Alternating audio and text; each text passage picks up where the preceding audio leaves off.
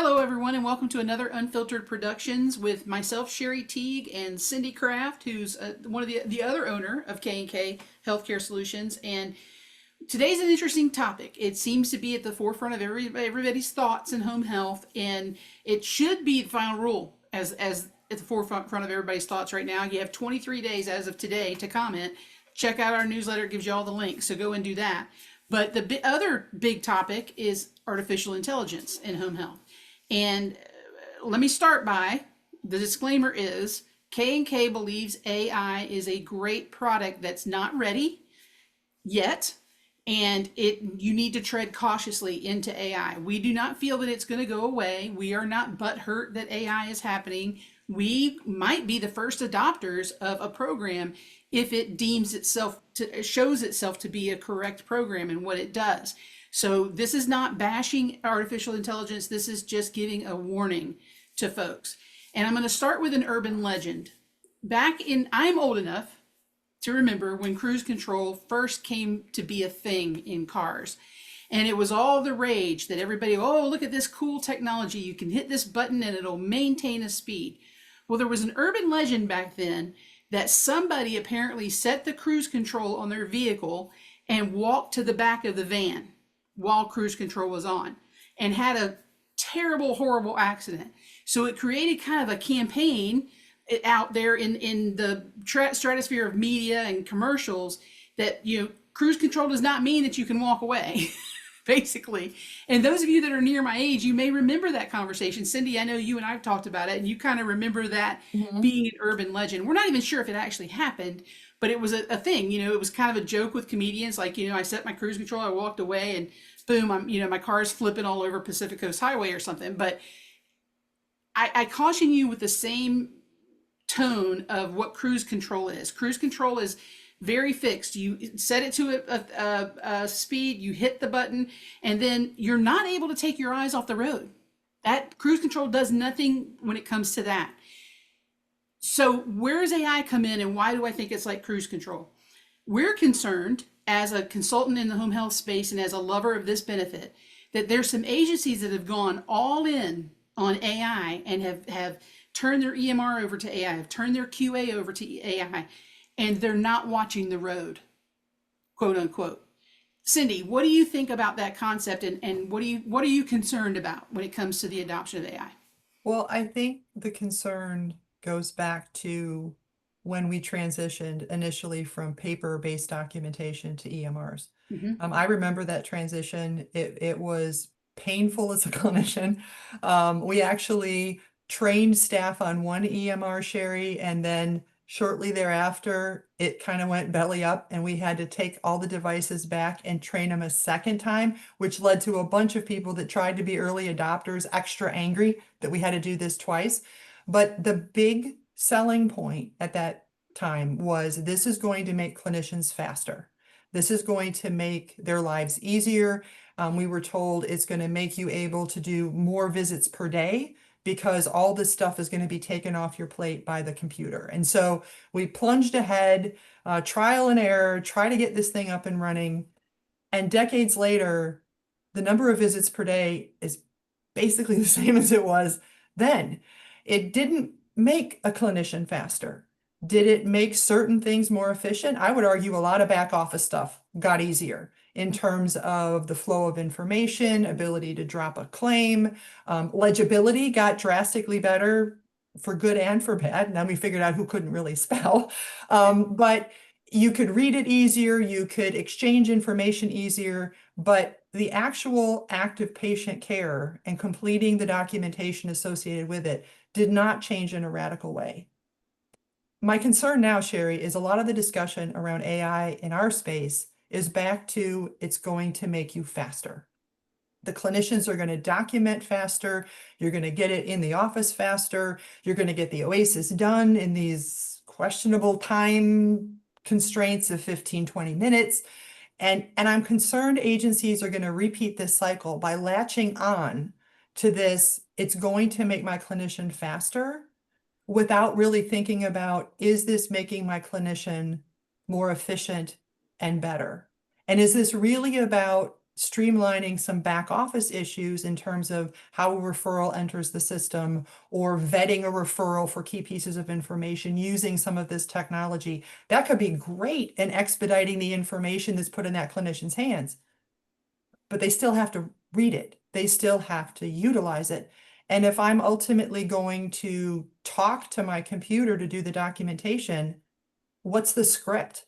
How do I speak an entire OASIS if I don't know what all the items are or which ones I have to literally read to the patient? And if I don't literally read it, I can't guess an answer. Those kinds of parts between the ears, I want us to be careful about. And my thought before I turn it back to you, Sherry, the other thing is I've gone to multiple demos now. I'm signing up for every webinar I can get my hands on to look at the different demos. One of the consistent messages is, this is a tool. The real issue is eyes and ears of the clinician. That sounds like a bit of a disclaimer to me. This basically says, even if I am ambient AI and I listen in and I guess an answer or I transcribe what you're saying, ultimately it's up to you.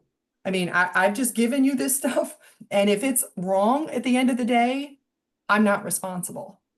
What do you think about, I mean, we do believe, I'm not going to speak for you, Sherry, but we do believe the clinician should have the final say all the time. They're the ones seeing the patient. They're the ones collecting OASIS data. Now, sometimes they dig their heels in when they don't really understand something, and we got to pull them out of the mud and get them back on the right track. But this whole thing of, it's not my responsibility, it's ultimately in the hands of the clinician. How equipped do you think our clinicians are right now, generally speaking, to just take that information and run with it? I think that it's a little bit of a over expectation, if you will, that a clinician who has been an iffy documenter, a reluctant documenter, someone who doesn't want to or doesn't know how to effectively put skill into their note, to then expect them to edit what they say to the patient appropriately into what it would become an appropriate note for Medicare's scrutiny. And that's the thing that you have to remember. And Cindy, I said something to you this morning, and I sent some information from Facebook where there was a user on Facebook that anonymously posted that they're kind of getting buried under some AI things that are wrong, and they're concerned about it. And I said something to you today. I said, basically AI is a ramped up talk to text, right? It's a dragon documentation, or you said it. It's hyped up dictation. It's a new phase of dictation. And those of you that are old enough to remember dictation, I worked in acute care during dictation. I'd see the physician sitting there with their little recorder saying their notes, but I also saw the notes before they were reviewed by the doctor from that dictation, and oftentimes they had gaps of garbled information that the dictator could not understand. And so literally it was Swiss cheese for the clinician to go back and fill the gaps with what they meant for those words to be. That's where we think there might be a rub, is if you're having difficulty getting your clinicians to review their documentation appropriately, take your advice, move it to what is an appropriate claim for Medicare. Just because it's going to be done faster doesn't mean that they're now going to develop this wonderful editing skill. And that's where you need to keep your QA very active on these charts, be it in-house or out of house, to make sure that what's making it to the chart and making it to Medicare is appropriate. Now, I'm going to caution everybody, and just a practical thing, we all have talk to text on our phones. Whether you're a Google phone user, iPhone, Android, whatever, a Cricket device, you can hit a button and speak a text or speak a message to someone, speak an email to someone. Big question though, how many of you send it without reviewing it first? Or you have, and you learn not to do that anymore. Yeah, you learn that the phone sometimes hears you differently than how you speak, right? And that is technology that's been out for now 5 or 7 years, at minimum. And people who are early adopters, I'm an adopter of it. Cindy, we talked about it when we're in the car. I think we all do talk to text. But what does talk to text do for us? It repeats the message back to us before we hit the send button, because they know that it's not 100% accurate. And so what we're trying to do with this podcast is to give you the strength and comfort to know that if your agency has gone and spent this absurd amount of money to buy this tech and you're still having problems, you're not alone. You're not alone. Almost everyone is having some problems. As AI learns and as it gets rid of some of the bad information, this is going to improve. As AI is able to understand dialects, accents, it gets your talk to text better. I know my phone on the last update, my talk to text is way better than it was before. So those updates are going to continue to happen. But again, as an industry, our sticking to the rules of data collection goes from I read every single bit of Oasis information and I'm married to the manual, all the way to how can I make them look worse so that I get paid more money. Well, I think it's interesting, Sherry. I wrote down what you just said because I have never heard you say it before, and I think it's an important term. The reluctant documenter. We're not saying that clinicians are bad documenters. I don't believe any of them are bad. I think that people become nurses and therapists because they want to take care of patients. Nobody told us in our respective schools, yeah, they alluded to the documentation, but not to the amount of requirements that have to be met. And I think they've developed to varying degrees this idea that I just need to write what you need to hear to leave me alone. Right. And that reluctance keeps perpetuating this idea that there's patient care and then there's onerous documentation. And I think it's even worse in the Oasis space because it feels extra work. It's burdensome. And sometimes in how we interact with data collectors, we add to it with, basically, I feel sorry for you, or this is so bad. That particularly in that space, as much as I'm the one who sleeps with the manual under my pillow, is you're on this end. if you now give me, as the reluctant documenter, an Oasis thing that says it's going to answer it all for me without me having to really do much, have you just given me an escape hatch to just agree and move on? Now, we may say, oh, well, that's not true, but I talk to agencies all the time about their Oasis review process. And I'll hear, we have great clinicians, Sherry, because they never argue about our corrections. They always agree with them. Okay, my next question is, but do they make the same mistake again? Yeah. Because they can agree to the change, but if they go into the next assessment and pick the incorrect answer again and again and again, their agreement is simply seen as, well, now you have somebody reviewing it for me. They must know more than me, and I don't really like this thing anyway, so I'm just going to agree. In some of these emerging AI, you can't just agree. And it's telling you, I said again in the demo, Sherry, ultimately it's the clinician's responsibility. It is not ours. Wash your hands. But that reluctant documenter is going to need to have some very specific discussions about how this technology is used. My biggest concern is it's going to make you faster. You just talk to it. It is going to take care of all of this for you. And this idea that, great, now I don't need to, we're going to have additional problems. Mm-hmm. Or reading what you posted in our newsletter today from that anonymous comment is a QA nightmare. Oh, yeah. Because now they're looking at it when it's done and it's like, oh no, this is so not, I got to fix this and fix this and fix this and fix all this other. So if you think about it, so now I have AI helping me by filling in my Oasis, but then QA has the headache of trying to undo all this and refix it for a clinician who then gets to go, oh, I agree with that. I'm good. How many times can that happen? That sounds even worse than I filled it out myself and there's some errors. Now something that's guessing, and you and I've seen some demos that are interesting at guessing Oasis answers that I'm not sure they're following the guidance all that well. But I take an even simpler example, Sherry, because I know you're big on our recorded content or our client things to have captioning on. I understand why. I have to turn mine off because if I remotely start reading it because I get distracted, I'm like, I did not say that.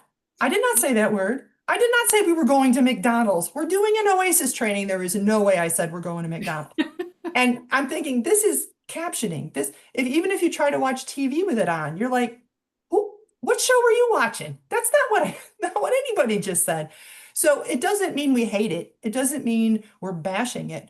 We're saying if captioning still has gaps, if talk to text still has gaps, then we have to proactively go into AI in the home health documentation space and say, maybe we don't come at it from the faster angle.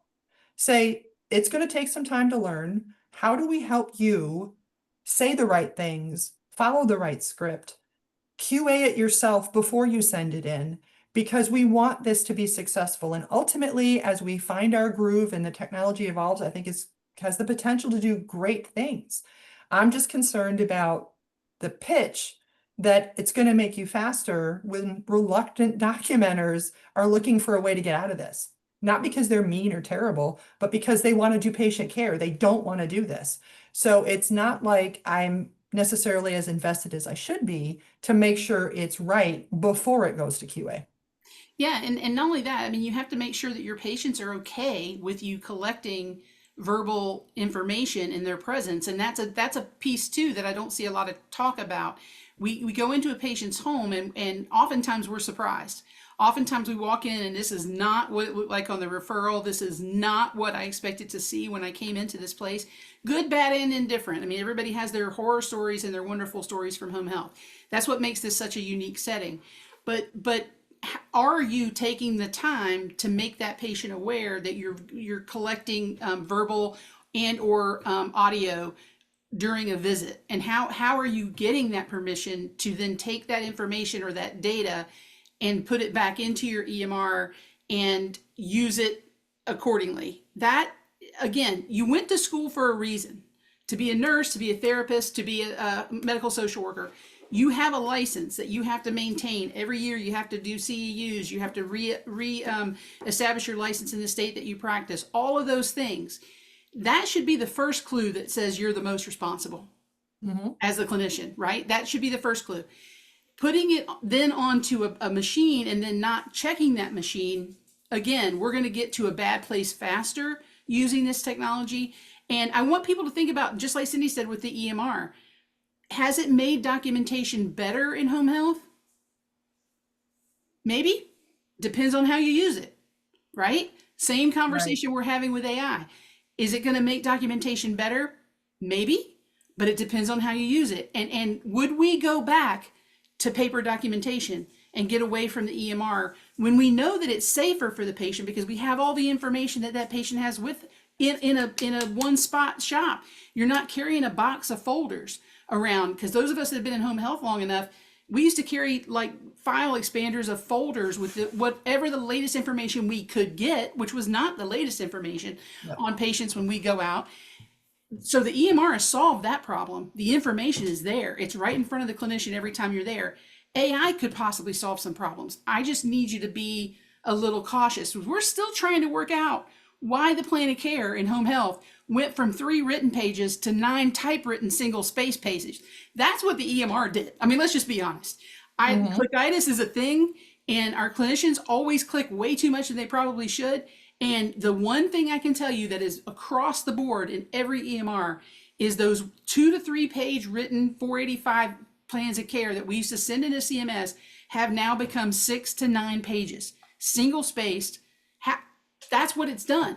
It didn't improve the documentation. It made it more in that situation. So folks are still trying to work through that. And we've been on EMR since 2009-ish in home health. Yeah. Somewhere along there. Well, I used to get in trouble, Sherry, with HR because I wanted the EMR to be able to shock the finger if you hit certain things or try to type certain words, that it would like, okay, like like negative stimulation therapy, whatever they call it, just shock therapy. And HR would tell me that, you can't technically do that. But you're right. I mean, I think that the clickitis, and you look at our care plans, and then we have surveyors come and get us that it's repetitive, it's redundant, they all look the same. And I think the intersection we have to be very cautious of is, as we are proceeding with this technology, we're also seeing an increase in audit activity. Yep. So, and an improvement in data collection audits. Cindy and I have said from day one that if they just follow the data, they can find the bad actors, and they're starting to. They've actually opened up 2 new racks. This is totally off subject. Two new recovery audit contractors have come into the government who do one thing extremely well in common. They data mine. Period. And so those kinds of audits are going to be interesting, and they're coming, but folks need to be aware of that. And some of y'all are sitting there going, well, I got a TP&E 3 years ago. I haven't had an audit, haven't had an ADR in 2 years. I'm Better knock on some wood. You don't say that stuff out loud. exactly. Mm-mm. Now I'm you fine. summoned them. And you're not fine because they're coming, and it's just a matter of when and how prepared you are when that happens. And so using this AI without a firm plan in place about the pace and what you're going to expect out of it and what you expect out of your clinicians is just dangerous. And Again, I'm going to say it again, Cindy. We don't hate AI. We just think no, it needs to be implemented appropriately with the caution that it deserves. and we are very happy to work with agencies on that auditing function in Mhm. terms of whether it's generated by the clinician or enhanced by tech. There needs to be eyes on it periodically. A sample, a quarterly audit, once a year. Get somebody else's perspective on it just to make sure we haven't lost track of things and all the hustle and bustle of trying to get patients done and everything else. That we don't want this new technology to start developing bad habits. And if we can catch it sooner and say, well, I understand it said you could do this, but you really shouldn't say it that way, or here's some other suggestions, can help us get to a better AI faster. Because I'm concerned about, I don't mean it derogatory, but garbage in, garbage out. Yes. If we don't from the beginning really say, I want to make sure that what we're putting into it is right, it's going to learn and it's not going to learn the right stuff. So we've been working with agencies on their documentation for over a decade and trying to say before anybody gets into it, just make sure from an outside perspective, are the bases covered? Does this make sense? Is it compliant? And are there some strategies you can employ now to avoid a denial down the road? Exactly. And again, I'll just be echoing Cindy all day today. It matters what you do in the visit. It matters what kind of interventions you provide that patient, what kind of goals you expect. All that care stuff in the middle of all these documentation points that the government requires of us in home health, they matter probably more than the documentation does. And I say that they're hand in hand, right? We hate the statement, that person's a great clinician, but they're a terrible documenter. They're hand in hand. That, first of all, a great clinician who's a terrible documenter that's an oxymoron. That's totally, you have to do both adequately. And doing both adequately means that you walk in that house, you have a plan of action for what you plan to do with that patient, knowing full well it could be thrown off track. And if it is, collecting the information and relaying it to the payer of what happened on that visit. What was it that needed you at that point in time in that person's home? And that ultimately is where we need to be putting our concentration, and then hoping that the documentation tools catch up and are better to help us become more efficient and stop all the rework at home. That to me, everybody hates home health because of the amount of documentation. As a former agency owner, and Cindy, both of us have been clinicians in home health, I'll never forget that feeling when I knew that I had tipped over into being a little bit late into my documentation. I was writing myself notes about what I was doing with that patient so I could pick them up later and write it. But it's almost like this discipline hill. You're doing great, you're documenting as you go along with your patients, and all of a sudden you get just a tiny bit too busy, and all of a sudden, and then it's just an avalanche of being behind on your documentation. I think we got to get out of that cycle, because then we're just putting down what we can remember Mhm. and what we think the payer wants. We have to stay in that point of care, point of time documentation.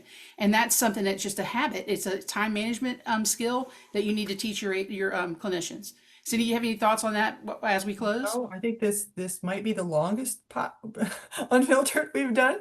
And we could easily go longer than that. But Mhm. again, I know it's repetitive. I just want to be very clear. We are not Right, anti-tech on this at all. We just want agencies to remember if it's a tool, you're in the driver's seat. right. It shouldn't be telling you what to do and change stuff around and all this other. How are you using it to reach your operational goals and remain compliant and really support the clinician and say, how are we going to figure this out together to get there? But let's acknowledge there's going to be bumps in the beginning. Mhm. When they handed us computer Sherry, it was like, oh, this is going to change your life. And it was the initial part was, I'm gonna throw this thing out the window.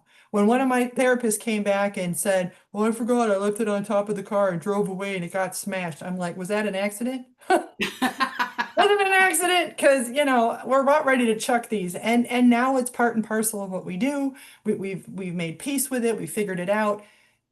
There's going to be a learning curve here, and if K&K can help you in any way navigate that curve, that's what we're here for.